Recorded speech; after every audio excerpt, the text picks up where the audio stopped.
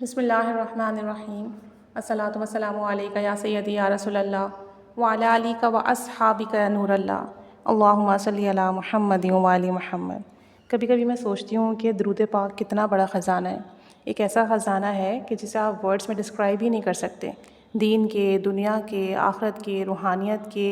ظاہریت کے، باطنیت کے، جس طرح کے معاملات ہوں اس خزانے سے آپ کو ملتے ہیں۔ پڑھنے والے کے دل کے اندر اگر یقین پیدا ہو جائے، محبت پیدا ہو جائے، تو پھر کوئی دروازہ ایسا نہیں جو آپ اس سے کھول نہ سکیں۔ ایک واٹس ایپ گروپ کے ممبر ہیں، ان سے بھی بات چیت ہو رہی تھی، انہوں نے کچھ اپنے پرسنل ایکسپیرینسز شیئر کیے تھے، پھر ساتھ میں وہ اپنے ایک عزیز کا بتانے لگے، کہنے لگے کہ ہمارے ایک عزیز تھے اور ہم نے ان کو مالی طور پہ بہت پریشان دیکھا۔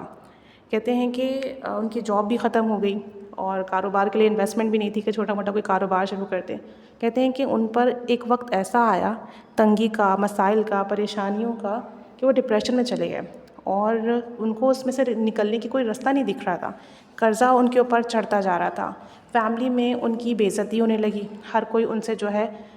مطلب بچنا شروع کر دیتا کہ کہیں یہ ہم سے پیسوں کا تقاضا نہ کریں۔ فیملی میں کوئی رسپیکٹ نہیں رہی، دوستوں میں کوئی رسپیکٹ نہیں رہی۔ کہتے ہیں کہ ایک وقت ان پر ایسا آیا جیسے سارے دروازے ان کے لیے بند ہو گئے، اور اس وقت جب وہ بہت زیادہ پریشان تھے اور کوئی راستہ نہیں تھا، انہیں درود پاک پڑھنے کے لیے کہا گیا۔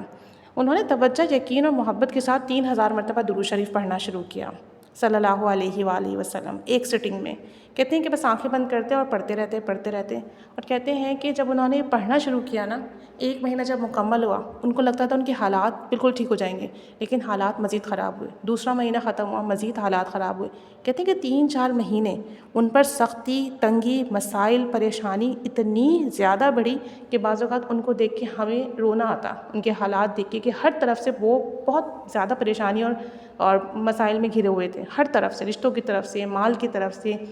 مطلب سکون کی طرف سے، ہر طرف سے۔ تو کہتے ہیں کہ جتنا انہوں نے درود پاک پڑھا اتنی ہی پریشانی بڑھتی گئی، لیکن وہ اللہ والا ایسا تھا کہ اس پہ پریشانی آتی وہ مزید محبت سے درود شریف پڑھتا، اور ایک دن بھی اس نے ناغہ نہیں کیا۔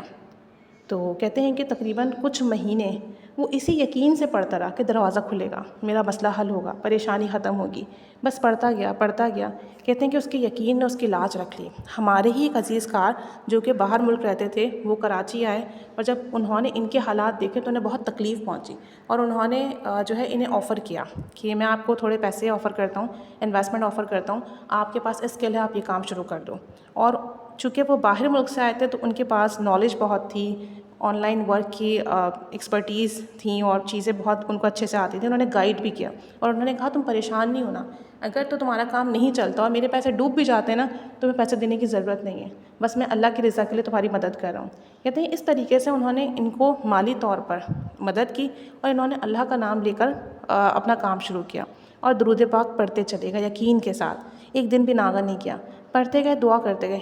کہتے ہیں ہم نے انہیں دیکھا کہ انہوں نے اپنا سفر 0 سے شروع کیا،